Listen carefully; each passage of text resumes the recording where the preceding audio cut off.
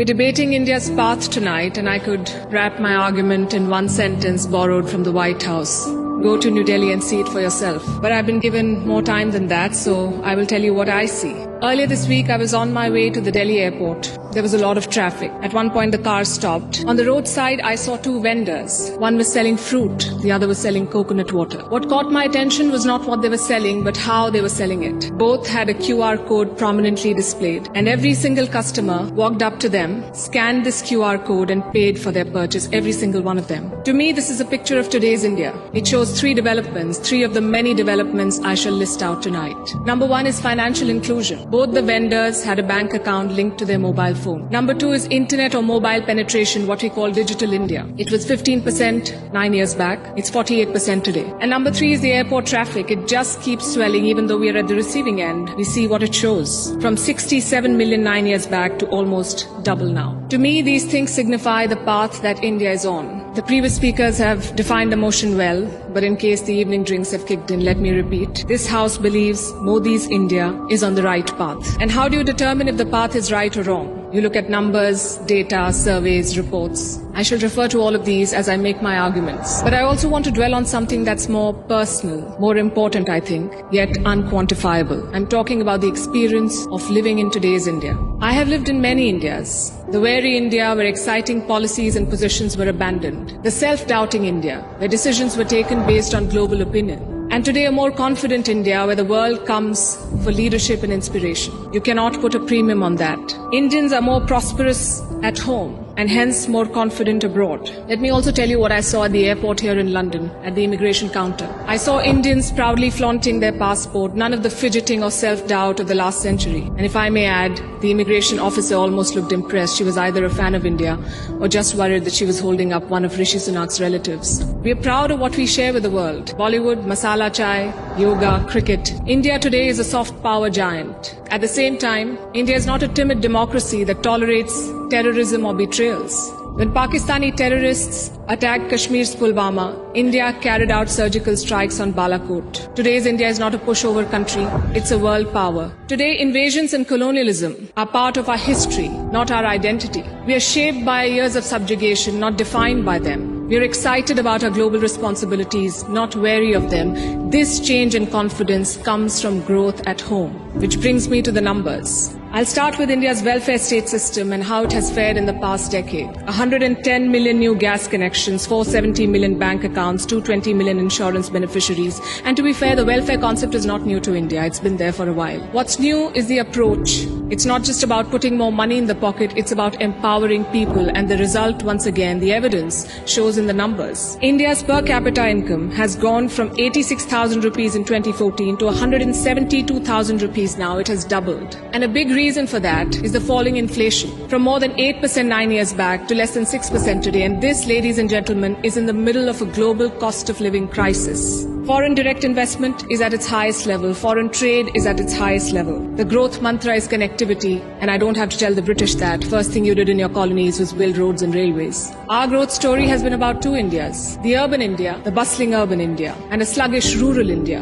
Today we are trying to connect the two. We are building more than 38 kilometers of highway every day, which is 50% more than what it was 7 years ago. The number of airports has doubled since 2014. The total capacity at seaports has doubled. This connectivity is what is driving India forward. Our constitution calls India a union of all states, which is a great tribute to our diversity. But it also meant 28 different state economies, different taxes, different trade practices. This government tried to unify it to create a single Indian market. It took time, but the result is this today. Tax collection is at its highest ever. The number of taxpayers has doubled since 2017. I have a lot of data I could go on, but you get the drift. So now I'm going to talk about India's global position, because your path is also about your role in the world. Are you a troublemaker or a consensus builder? I think there is no doubt as to where India stands. India is a member of the Quad and the SCO. India is invited to the G7, but is also a member of the BRICS. India rubs shoulders with the West, but also leads the global South. Which other country can claim to juggle these roles? And how does India do it? Because we are not trying to play an outsized role in the world, we are trying to play the right role. In the Russia-Ukraine war, India has not taken sides. And I know it confuses a lot of people here, but back home the thinking is very clear. It is not in our national interest to pick sides and make things worse. India has excellent relations with Russia and the West, and we want to preserve that. It's like when your two good friends fight. Do you pick sides and make things worse? Or do you try to talk sense to them and bridge the divide? I know what a good friend would do. I see what India is doing. India has always tried to be a part of the solution, not the problem. Look at our neighborhood policy. When Sri Lanka was sinking, India provided assistance worth $4 billion, no strings attached, no grudges held, for Colombo's proximity with China. A lot of people say that India is losing control of South Asia. I say South Asia was never India's to control. New Delhi is building relations based on mutual respect and equality, and the results show beyond government interactions. Countries like Nepal and Bhutan are using India's online payment systems. Students from the neighborhood come to India for training, grants, and scholarships. This government has aced what we call Buddhist diplomacy. It is leveraging India's position as a cradle of Buddhism. All these initiatives have made India popular. The world stands with us against Chinese expansionism. The global South looks up to us for leadership. The global North looks up to us for partnership. I think that's the hallmark of great diplomacy and statecraft, when you're loved and respected in all quarters. More importantly, when you're trusted in all quarters. India repaid that trust during the COVID-19 pandemic. When the world forgot about morals and globalization, India sent 24 crore vaccines to 100 countries. And you saw the result of that in Papua New Guinea. When Prime Minister Modi landed there, their Prime Minister touched his feet. This was not a personal gesture to a leader. This was a vote of thanks to the entire country. Let's talk about domestic affairs. Kashmir was brought up. This government abrogated Article 370. Today, Kashmir's economy is doing much better. 1.8 crore tourists visited the valley in the last year.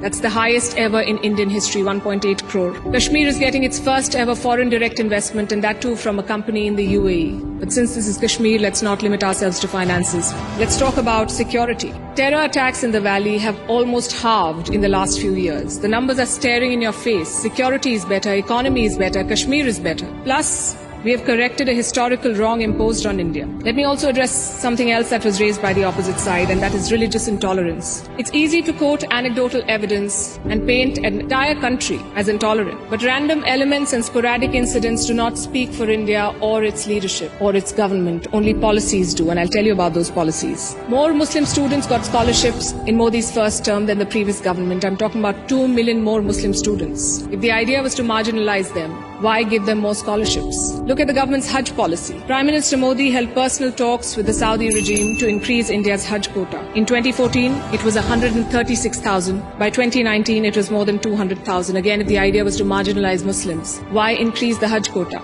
This government abolished triple talaq. Would you call it reform or repression? Let me also tell you what a Pew study found in 2021.